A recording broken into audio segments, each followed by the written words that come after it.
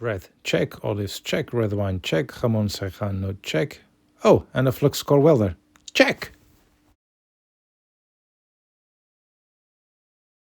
Hello everybody and welcome. So here it is, my welder. I've bought it from Lidl a few weeks ago. Cost me just under £70 and it is a flux core wire welder, so no gas. I've bought this because I really want to start to practice some welding and eventually use it on the restoration of my E12. Mainly the structural panels that my car much needs. And this is a very simple piece of kit. It is very light with not many parts included. And although some colleagues and so on told me that using a flux core welder is not really the best thing for welding, especially car panels, I thought, no, I'm not going to invest that much amount of kit in a gas welder. I'm going to start to practice on this one, which should be just good enough to use on structural panels, which are usually 1 millimeter thick. The other reason is that the only place where I can do the welding on my car is outside, and it is actually a quite windy area, and therefore the flux core welder will be the best thing to do it. So it comes with minimal equipment. It comes with, of course, with a gun, with a useless mask. It comes with several tips for different thickness of welder wire, plus a mask and a brush that are of no use to me. Luckily, it does come with a spool of flux core wire. And when you are going to install it, you have to be very careful, because when you peel this tape, the covering tape, it does spring out like a mad coil. So you have to hold it very tightly.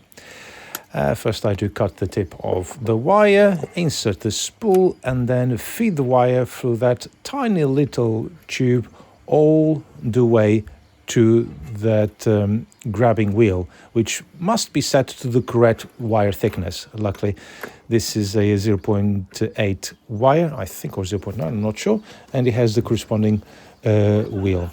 I tighten up everything nicely, then I remove the shroud, remove the tip with long nose pliers, the tip that corresponds to that wire spool that I've got, and you can see in here it is 0.9.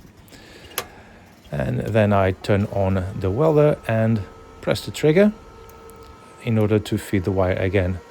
I eventually do stretch the gun a little bit up in order for the wire to fit properly. Put the tip on. It does take a little bit for the wire to fit through. Put the shroud back in, and it's almost all ready to go. Then I just connect the earth clamp, and it's all ready to go and start to do some welding.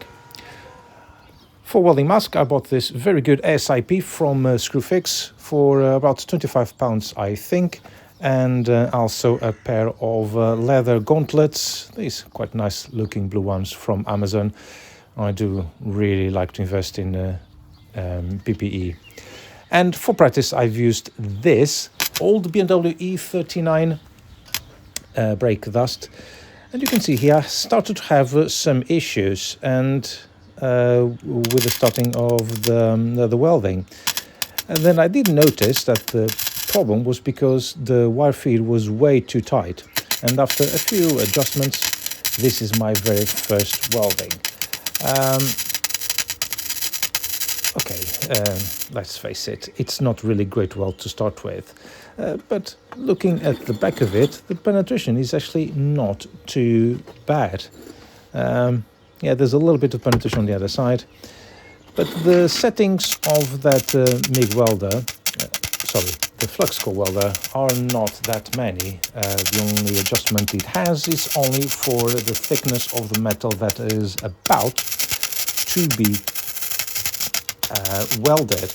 So after playing with the settings a little bit more, I start to get a little bit more confidence in order to feed the pool of weld, brushing off also the other side, and then see in here. So there's a little bit of penetration. You see the second bit of welding was the one at the back on the left hand side, and here it is me practicing a little bit. There's some amount of splatter, but not really too bad compared to what I see on some other practices of welding, and a little bit more brushing and so on, and you can see here a far superior penetration of weld, probably a little bit too much. And then I'm carrying on doing practice on plug welds, a few blobs here, there, and another one there, just to get a little bit of the feed of the gun itself, the movement of my hand. I didn't start to do this just completely out of the blue. I did watch several YouTube videos on how to weld and so on, but there's nothing that replaces practice yourself. And I can see here, so you can see the back of the brake dust, and it's actually not too bad. There's quite some penetration in here. There's some practices on the plug welds, but it needed to be a bit more penetration of the metal in case I want to replace spot welds, for example, which will be quite a few on the E12. It needs to be a little bit more heat, not just simple stain on the other side. The other ones are not too bad, but I have to say that for a first timer, I don't think it is too bad. And then, of course, I tried to weld two different pieces of metal together. I got this piece of scrap metal and tried to weld it onto the dust plate. It does seem to go very well with minimal fuss and so on. And I'm going to brush it off and carry on doing more pulls of weld on the side, brushing off everything. And you can see it is actually still hot to the touch, but it is actually quite solid.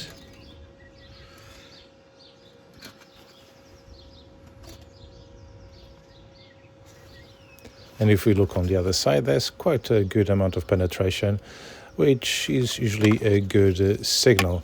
And I tried to twist it and so on, trying to remove it with the pliers, and it is rock solidly welded to the plate itself. Structurally, it seems to be quite good, and I'm happy with that. But of course, just like everything else, there is no substitute for practice, and I'm going to carry on practicing these welds on other bits of scrap metal, particularly 1mm, which is are the panels that my car have on the sills and so on. I also needed to learn a little bit more of metal shaping and metal fabrication. I still got quite a long way to go, but it is slowly getting there. I have quite a good amount of fabrication to do on the right hand side corner sills of my car, as well as on the left hand side, and also the floorboards as well. It will still be a while until this car starts to be ready to be on the road, but hopefully in a few weeks' time there will be a few more updates. So stay tuned. Thank you very much for watching, and I'll see you on the next video. Bye bye.